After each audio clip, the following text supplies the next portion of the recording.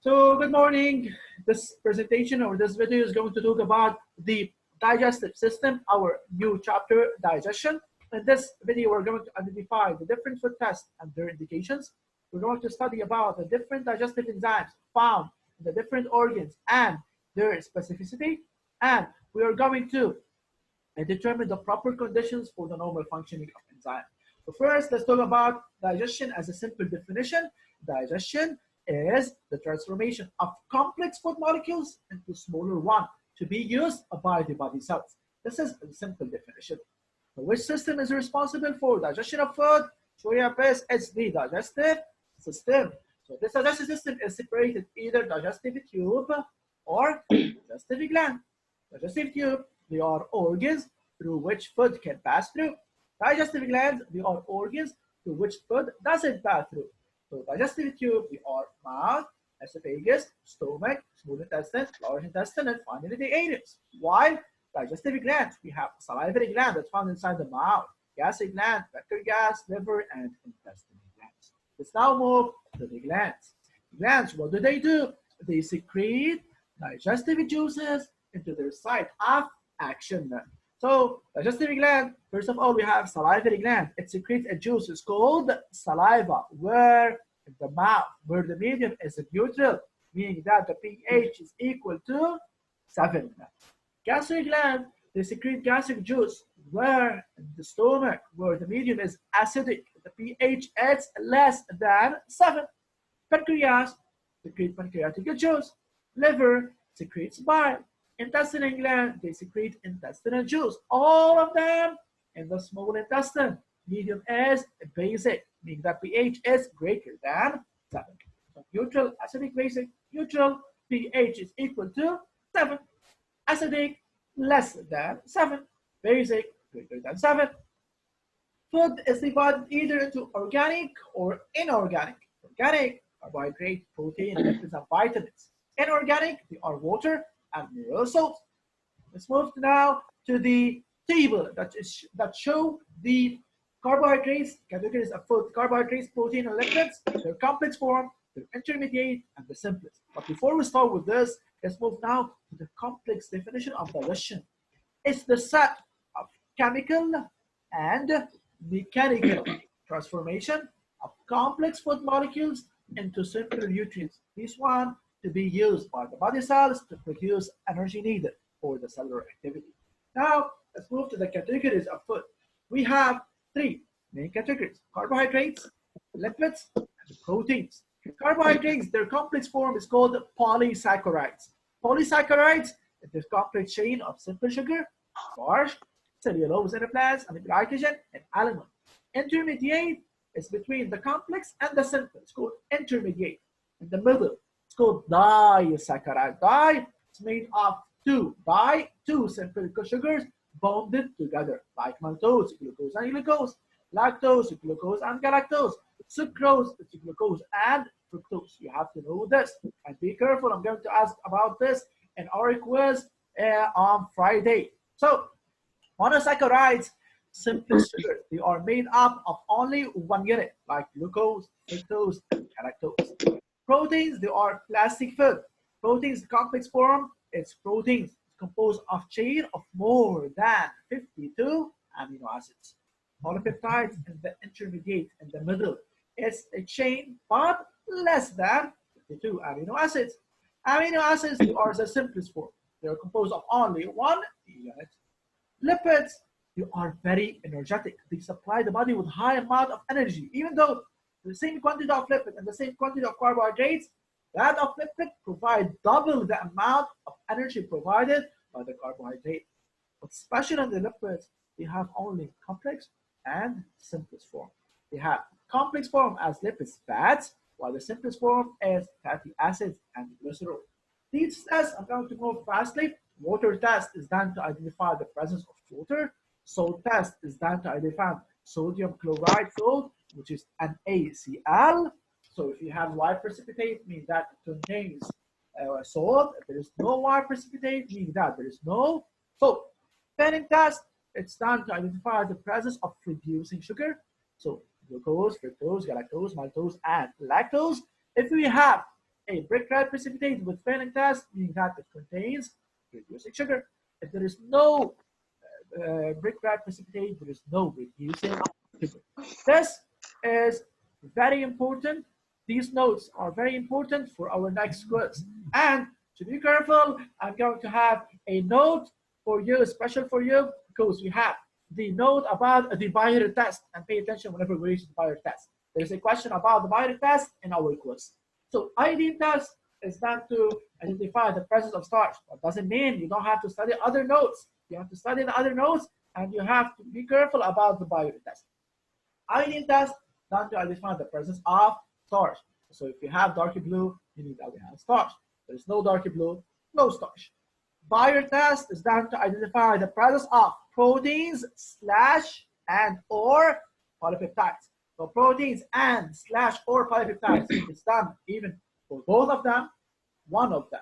Maybe if it gives a violet color Bayer test, maybe it contains protein only. Maybe it contains polypeptide, and maybe both of them. You have to be careful about this. What makes this certain about the type of the food is coagulation test.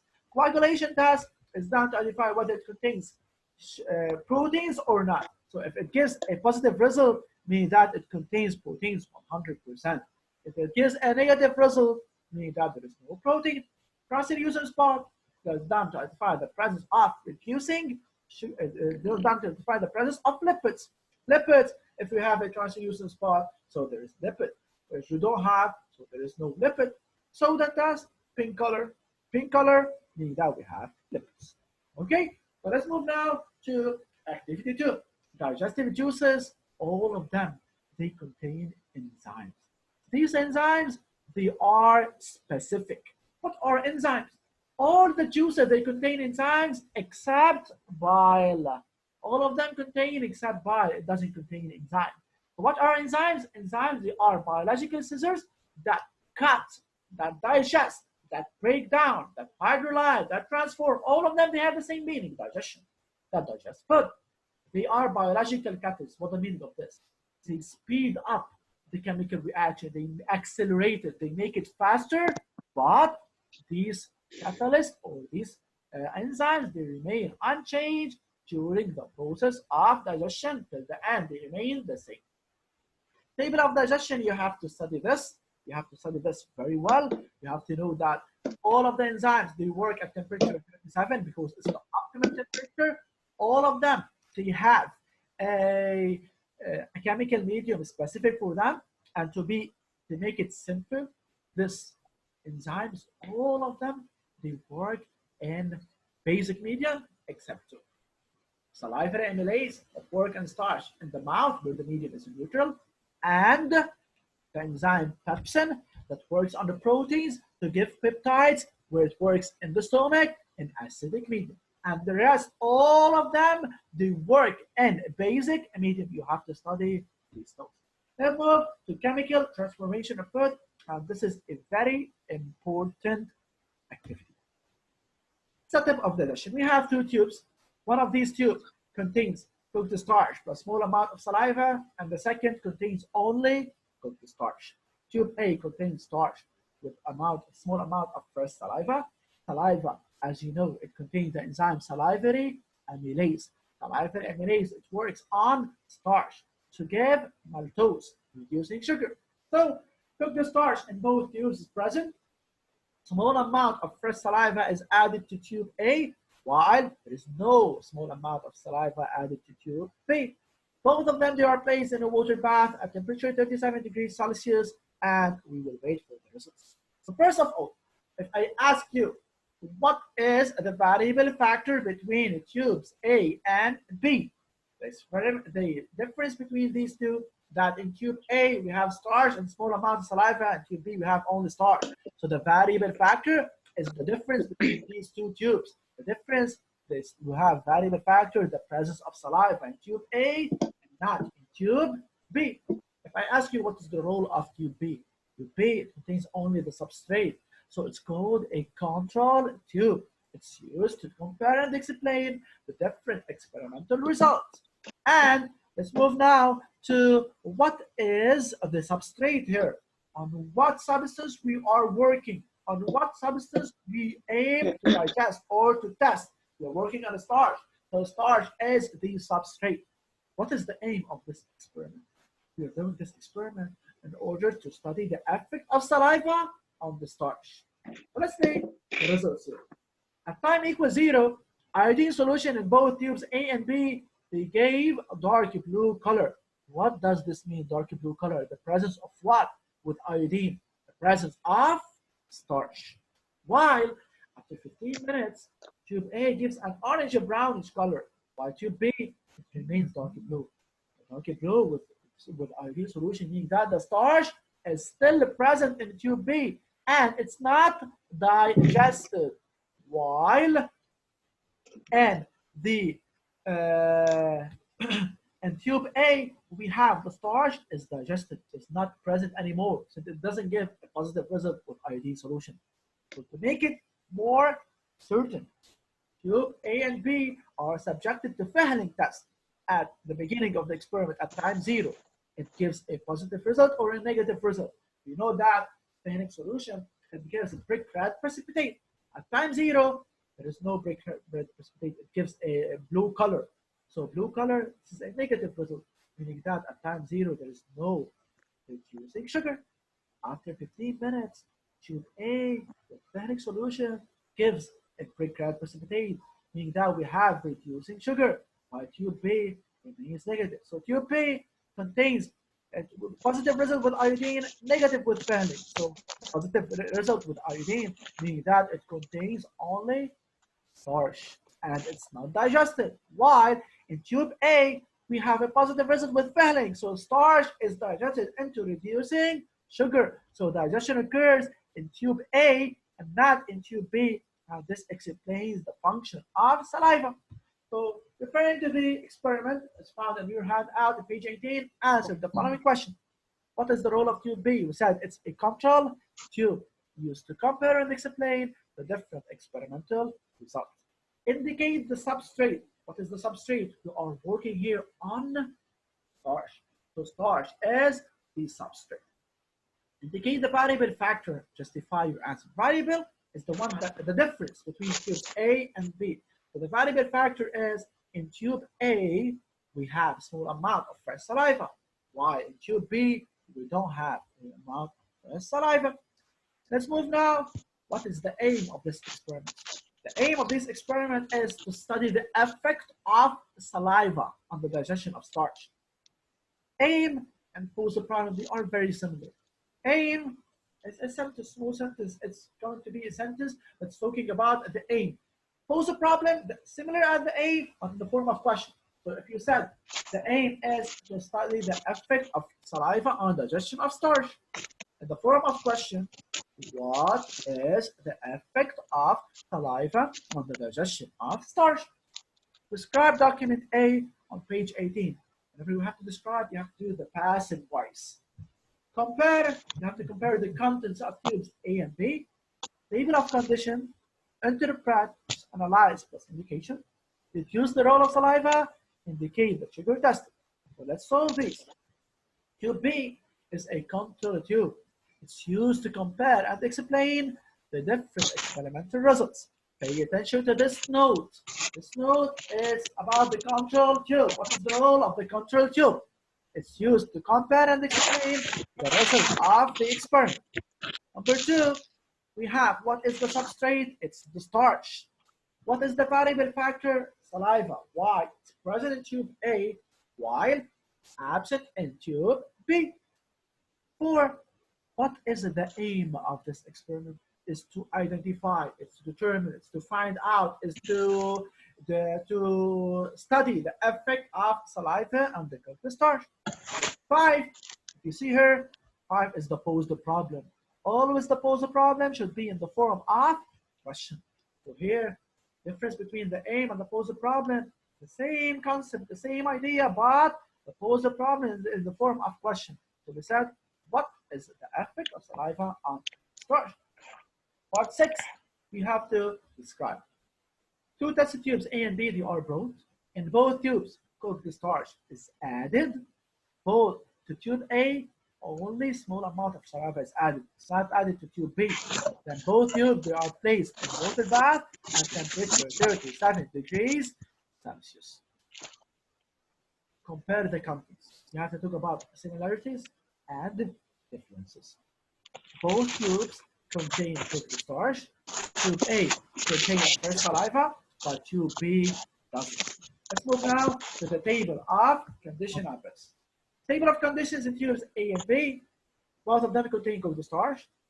Tube A contains saliva, while tube B doesn't. Plus, you have to mention this. Plus means presence, minus means absence. So here we have to use the legend. Water bath present, temperature 37, time 15 minutes. Table of conditions of tubes A and B. Let's move now to interpret. What is interpret? Analyze its indication. So here we have the interpret at time 0. Let's start with time 0 and then we can move back. Time 0, after applying iodine test, both tubes A with the saliva and B without saliva, they show dark blue color. What does this indicate? Here, if you see, if you realize, I mentioned the variable factor with and without saliva. So you have to do so whenever you are solving the part of interpret. This indicates the presence of starch in both tubes. Yet with fitting test, both of them they show dark blue color, meaning that absence of reducing sugar. After 15 minutes, tube A with saliva shows orange color with iodine, while tube B without saliva shows dark blue color. So moreover, tube A shows brick red precipitate, while tube B blue color. So this indicates the presence of saliva and starch in tube A is transformed. Whenever we have saliva, starch is transformed or is digested or it's hydrolyzed or it's, for example, transformed into reducing sugar, which gives a brick red precipitate with the Fehling test. But in tube B, without saliva, starch remains unchanged. What can we deduce here? We deduce that saliva is responsible for the transformation of cooked starch into reducing sugar. And the product obtained is maltose. So this is everything related to our first two activities of digestion. We determine all the different enzymes. You have to study all the different enzymes, their substrate, the product, and you have to know the different tests. You have to, sorry for this internet problem. So everything is good? Yes? Do you have any question? كان عم بيعطش يمكن شوي ووقف. There is a problem in the connection, yes. Okay, everything is good? Okay, everything do you have any problem, any note, any question you have to ask me?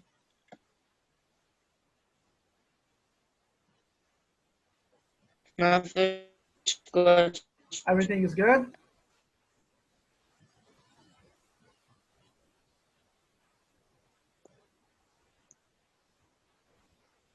So study these notes very well for your quiz on Friday at 3. So we're going to have an online quiz at 3. So be ready for this. Okay? Okay, see you at best then. Bye-bye.